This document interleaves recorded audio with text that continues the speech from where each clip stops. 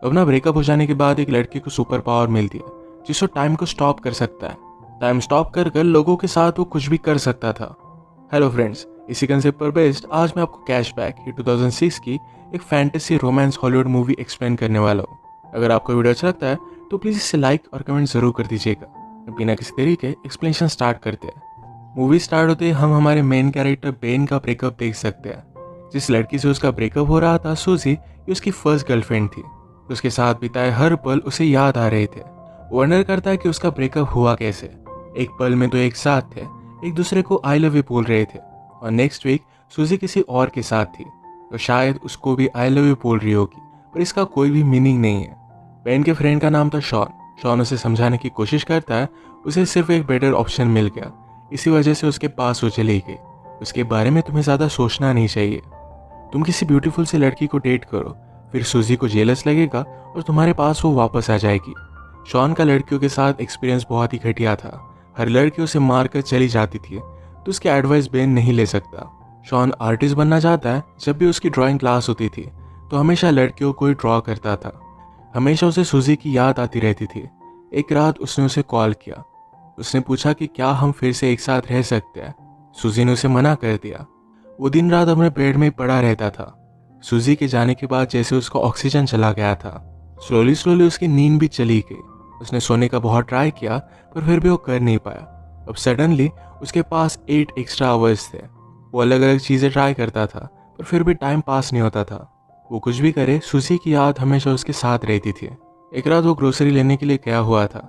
वहाँ पर नोटिस देखता है कि उन्हें काम करने के लिए स्टाफ की ज़रूरत थी। बेन को नींद नहीं आती तो 8 एक्स्ट्रा घंटे बिताने के लिए यहाँ पर वो जॉब कर लेता है।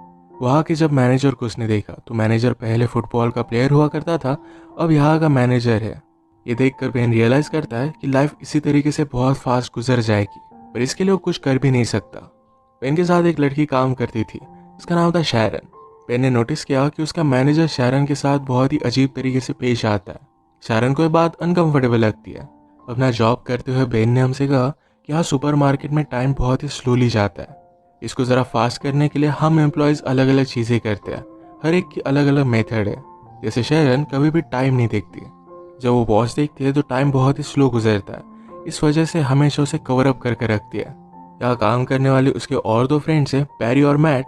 ये हमेशा एक दूसरे के साथ गेम्स खेलते रहते हैं। कभी ये शॉपिंग मॉल में रेस लगाते हैं तो कभी लड़कियों के सामान में कुछ अलग सी चीज़ें रख देते हैं।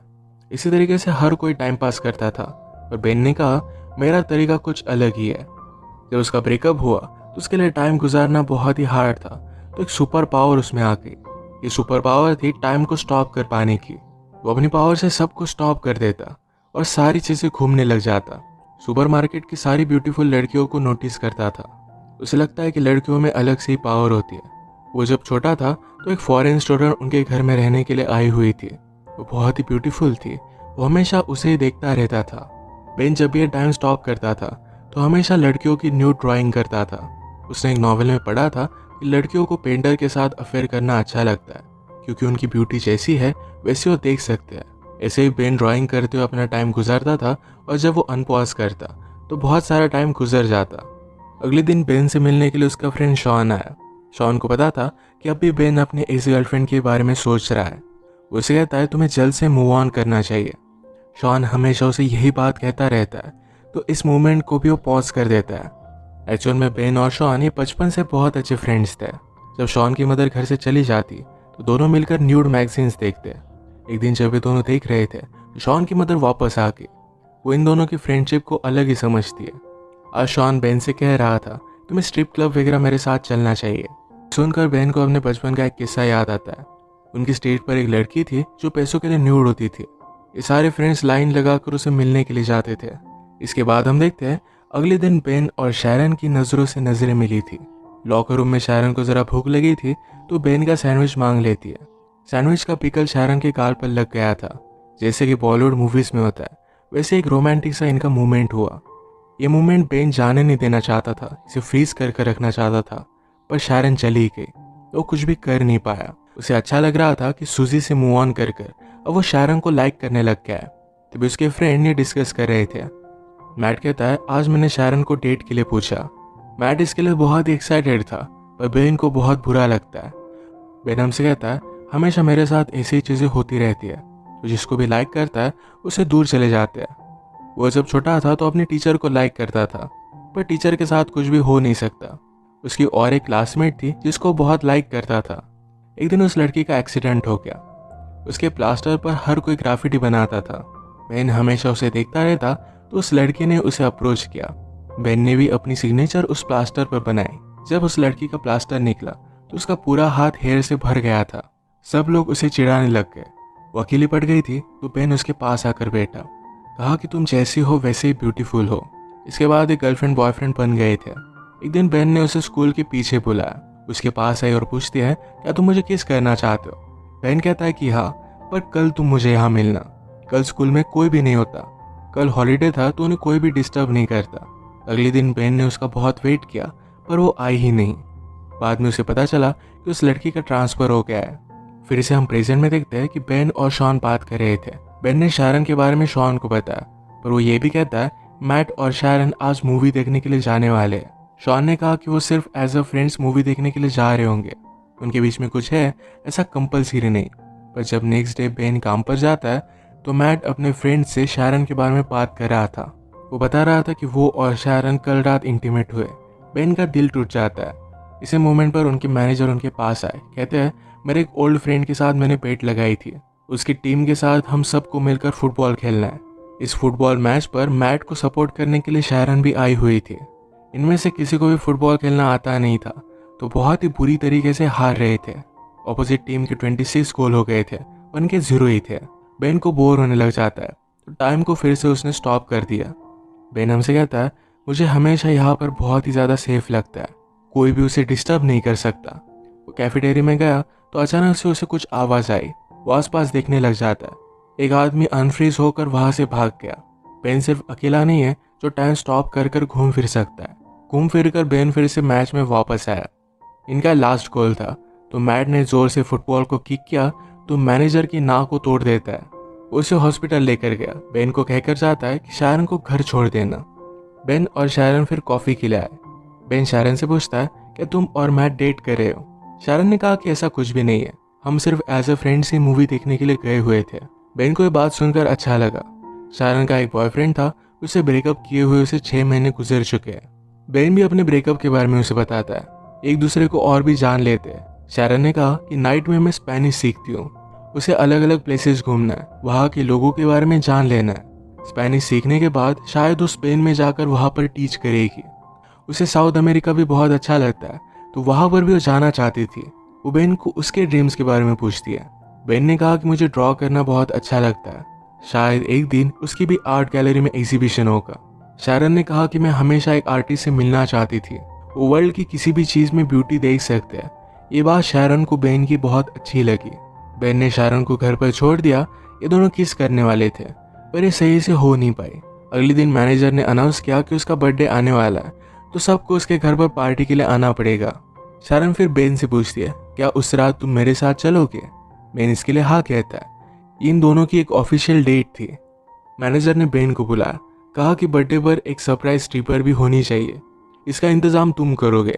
बेन को पता नहीं था कि वो कैसे करेगा, पर वो शॉन की हेल्प लेता है।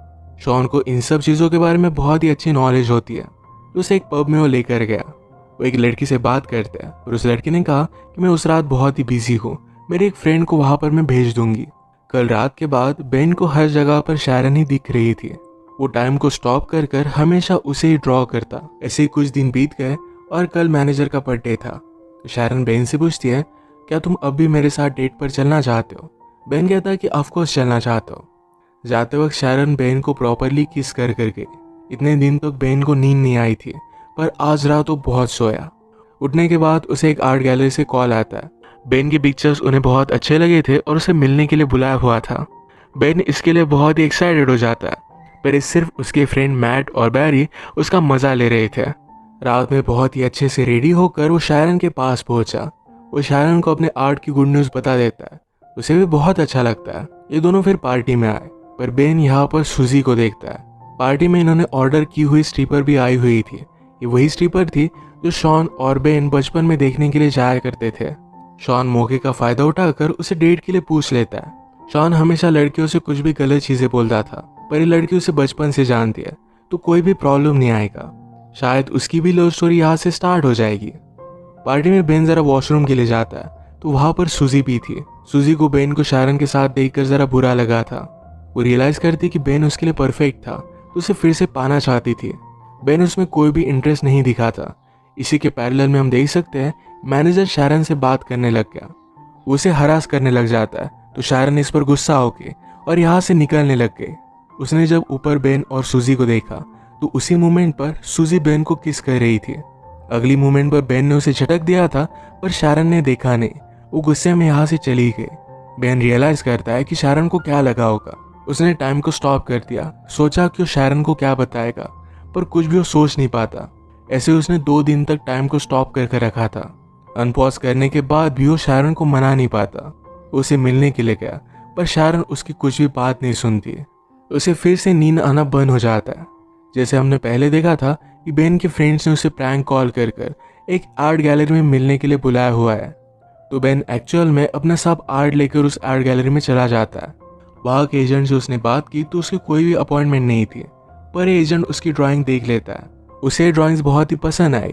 वो बेन को अपॉर्चुनिटी देते हैं और अब उसका एक आर्ट शो होने वाला था। इसका इनविटेशन बेन शारन को देकर आता है। इस एग्जीबिशन ने शारन की बेन ने जो भी ड्राइंग्स बनाई थी सिर्फ यही लगाई हुई थी। ये सब कुछ बहुत ही ब्यूटीफुल था। बेन से एक आर्ट की एजेंट बात करने लगी। कहती है मुझे तुम्हारी ड्राइंग्स बहुत ही पसंद आई।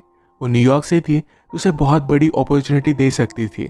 बात करते हुए बेन ने नोटिस किया कि शारन भी ये शो देखने के लिए आई हुई है। ये आर्ट एजेंट उसे पूछ रही थी कि फ्यूचर में तुम क्या करना चाहोगे। बेन कहता है कि मुझे साउथ अमेरिका में जाकर ट्रैवल कर ड्राइंग करनी है। एक्चुअल में शारन का ड्रीम था कि उसे साउथ अमेरिका में ट्रैवल करना है, तो बेन भी उसी के साथ ट्रैवल कर ड्रॉ करना चाहता था। शारन उसकी सारी ड्राइंग्स देखकर बेन को माफ कर देती है। बेन फिर से उसे सॉरी कहता है, पर शारन ने कहा कि पेंटिंग्स देखकर मैं सब कुछ समझ गई हूँ। बेन ने पूछा कि क्या तुम मुझ पर ट्रस्ट करती हो। शारन ने कहा कि हाँ करती हूँ। शारन को उसने आंख बंद करने के लिए कहा। उसे किस करता है और उसी मोमेंट पर उसने टाइम को स्टॉप कर दिया। अब जब टाइम स्टॉप हो गया था तो बेन के साथ शारन भी आसपास घूम सकती थी। बाहर स्नो गिर रहा था तो शारन को बेन बाहर लेकर आया। इसी में वो किस करते हैं और इसी के साथ इनकी लव स्टोरी स्टार्ट हुई। बेन हमसे कहता है लाइफ में बहुत सारे मोमेंट्स होते हैं जो ऐसे ही चले जाते हैं, पर अगर आपको लाइफ की ब्यूटी को अप्रिशिएट करना है, किसी के प्यार में पड़ना है, तो एक बार जरा रुक जाओ, इस मोमेंट को अप्रिशिएट करो, कभी भी उन्हें जाने मत दो। इसे एक ब्यूटीफुल मैसेज के साथ ही मूवी एंड हो जाती है। अगर आपको वीडियो अच्छा लगा तो प्लीज़ इसे लाइक कर दीजिएगा। बहुत सारी मूवीज़ लेकर आते रहता हो तो प्लीज़ इस चैनल को सब्सक्राइब कर दीजिए और बेल नोटिफिकेशन आइकॉन दबाना मत भूलिएगा।